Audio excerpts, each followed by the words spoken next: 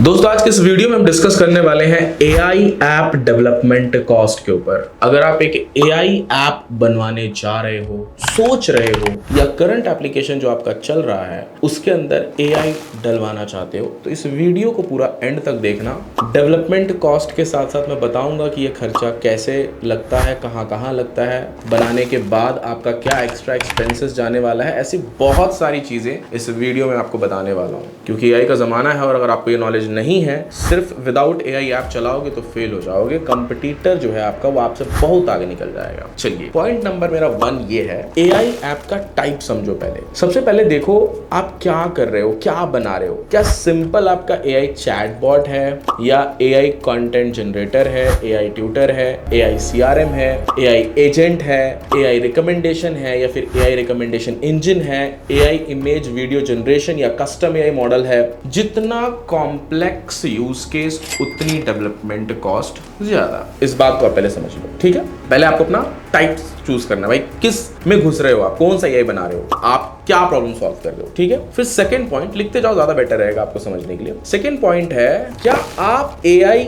API use करने वाले हो या कस्टम एआई मॉडल। जैसे अगर मान के चलो आप ओपन एआई, जेमिनी, क्लाउड, इनकी एपीआई यूज करने, जो एग्जिस्टिंग मॉडल्स हैं उनकी एपीआई यूज कर रहे हो तो डेवलपमेंट कॉस्ट कंपैरेटिवली कम हो जाएगा। अगर आप खुद का एमएल एआई मॉडल ट्रेन या फाइन ट्यून करना चाहते हो, जिसके लिए आपको एमएल इंजीनियर्स हायर करने पड़ेंगे या वैसी डेवलपमेंट का कंपनी को फाइंड करना पड़ेगा, ट्रेनिंग इंफ्रास्ट्रक्चर और टेस्टिंग की वजह से ये कॉस्ट बहुत ज्यादा बढ़ जाएगा। नहीं समझे, वापस समझाओ इस पॉइंट को। अगर तो आप ओपन एआई, जेमिनी, क्लाउड जो ऑलरेडी मॉडल्स रेडी हैं उनकी एपीआई का यूज कर रहे हो अपने एप्लीकेशन में, अपने डीबी का एक्सेस देके, ताकि आपके एप्लीकेशन के अंदर जो भी आप बना रहे हो वो एपीआई इनकी यूज होगी। आपने प्रॉब्लम सॉल्व किया, इनके एपीआई यूज करके आप कस्टमर को सर्व कर रहे हो, ठीक है। आप उससे रेवेन्यू जनरेट कर रहे हो, इनका बिल भर रहे हो, ठीक है, और उसमें एक्सवाइजेड अपना प्रॉफिट कमा रहे हो। या फिर आप अपना खुद का एक एआई मॉडल बना रहे हो, ओपन एआई, जेमिनी जैसा, तो वहां पे कॉस्ट बहुत ज्यादा आपका हो सकता है, ठीक है।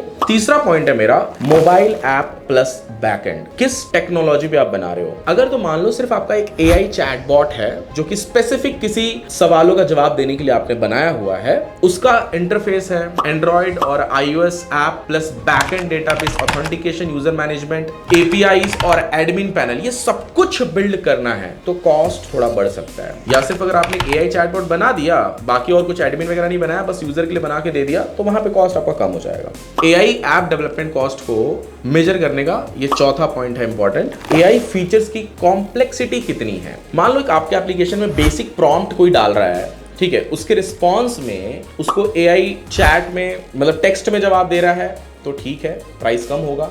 अगर वो इमेज दे रहा है या फिर आपने मतलब यूजर ने कुछ इमेज डाला, पीडीएफ डाला, उसको एआई अंडरस्टैंड कर रहा है या वॉइस प्रोसेस को रिकॉग्नाइज करना और उसके बाद रिकमेंडेशन देना, या ऐसे मल्टीपल फंक्शनैलिटी वाला अगर आप एआई ऐप बनाने जा रहे हो तो वहां पे भी प्राइस बढ़ेगा। जितनी कॉम्प्लेक्सिटी बढ़ेगी आपके प्रोजेक्ट, आपके ऐप की, उतनी प्राइस बढ़ेगी, ठीक है।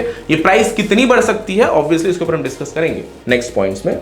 नेक्स्ट पॉइंट है मेरा, एआई एजेंट या एआई ऑटोमेशन। अगर आप एक ऐसा ऐप बना रहे हो, जैसे मान के चलो एआई सिर्फ आंसर दे रहा है कॉल का, तो कॉस्ट लोअर हो सकता है, ठीक है। अगर एआई आंसर भी दे रहा है, मैसेज भी भेज रहा है, मैसेज का फॉलोअप भी ले रहा है, कैलेंडर में गूगल मीट भी डाल रहा है, मतलब मीट लिंक डाल रहा है, आपके यूजर्स के साथ वो मीटिंग अरेंज कर रहा है, उसके बाद में लीड की क्वालिफाई चेक कर रहा है, ऐसे बहुत सारे मल्टीपल टास्क अगर आपका एआई एजेंट कर रहा है तो यहाँ पे आपका प्राइस बढ़ सकता है, ठीक है। ऑब्वियसली प्राइस बढ़ेगा बट आप ऐसा फीचर दे रहे हो तो कमाओगे भी। नेक्स्ट मेरा पॉइंट है डेटा एंड नॉलेज बेस। ये बहुत इंपॉर्टेंट पॉइंट है, ठीक है।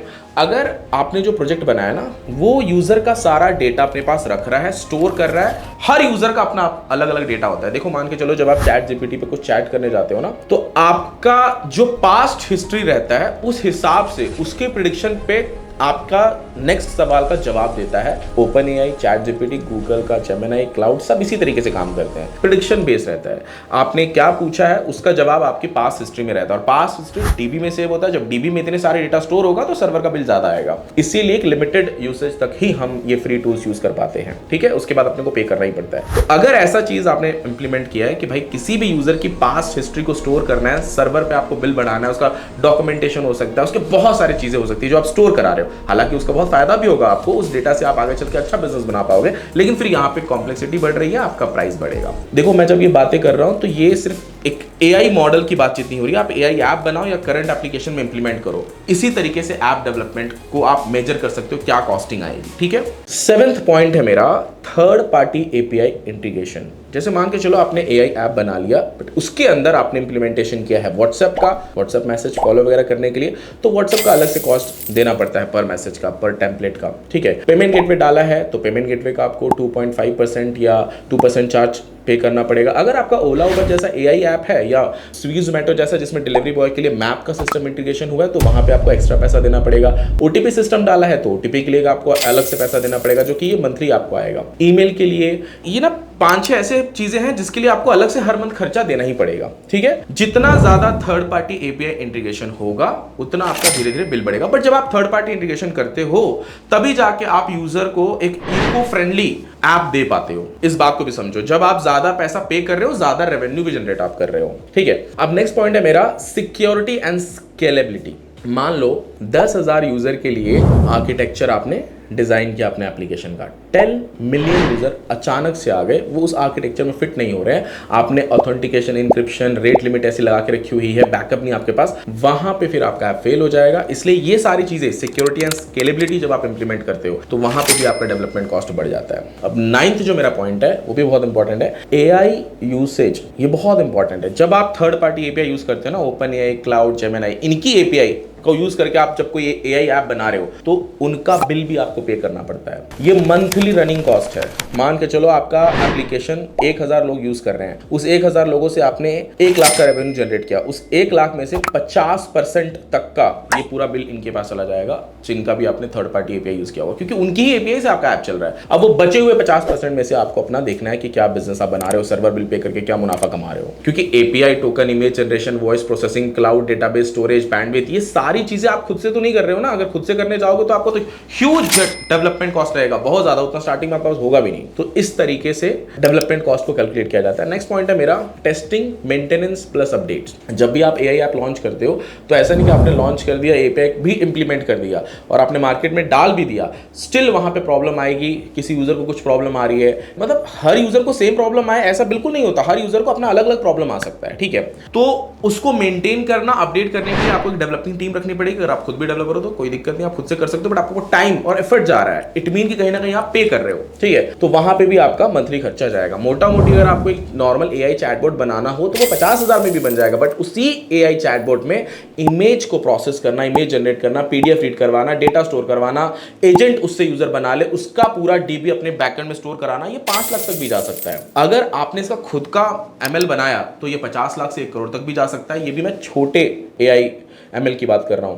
जब आप बड़े लेवल पे ओपन है इनकी तरह बनाओगे तो वो तो फिर अभी आपका उतना इन्वेस्टमेंट नहीं है, मतलब करने का प्लान भी नहीं होगा, बिकॉज बहुत ज्यादा हो जाता है, ह्यूज हो जाता है। मैं आपको स्टार्टिंग में सजेस्ट करूंगा कि ये जो क्लाउड, जेमिनी और ओपन एआई है, इनकी एपीआई को यूज करके पहले ऐप बनाओ, एमवीपी रेडी करो, पहले मार्केट में डालो, वहां से मुनाफा कमाओ। भले आप इनका बिल पे कर रहे हो बट आपको समझ में आ रहा है कि मार्केट में चल रहा है, उसके बाद आप एमएल इंजीनियर हायर करके अपना खुद का एआई बॉट सिस्टम बनाओ, ये सारी चीजों को डीबी में स्टोर कराओ। कॉस्टिंग डिपेंड करती है आपके रिक्वायरमेंट पे। मैं कुछ भी यहां पे बता दूं प्राइसिंग, वो बिल्कुल ऐसा नहीं है कि उतने में बन जाएगा। कभी भी इतना याद रखना, कितना कॉस्ट लगेगा ये पूछने से बेटर है कि आपकी रिक्वायरमेंट है, कितना समय लगेगा, उस समय के हिसाब से आप कैलकुलेट कर सकते हो कि हाँ अगर 2 महीने लग रहे हैं तो 2 महीने 2-3 डेवलपर काम करेंगे उसके ऊपर, तो ठीक है, मोटा मोटी 2-2.5 लाख के आसपास खर्चा होगा। तो इस तरीके से आप कॉस्ट को समझ सकते हो। उम्मीद करता हूं दोस्तों आपको मेरा ये वीडियो पसंद आया होगा और समझ गए होंगे आप एआई ऐप डेवलपमेंट कॉस्ट को के बारे में।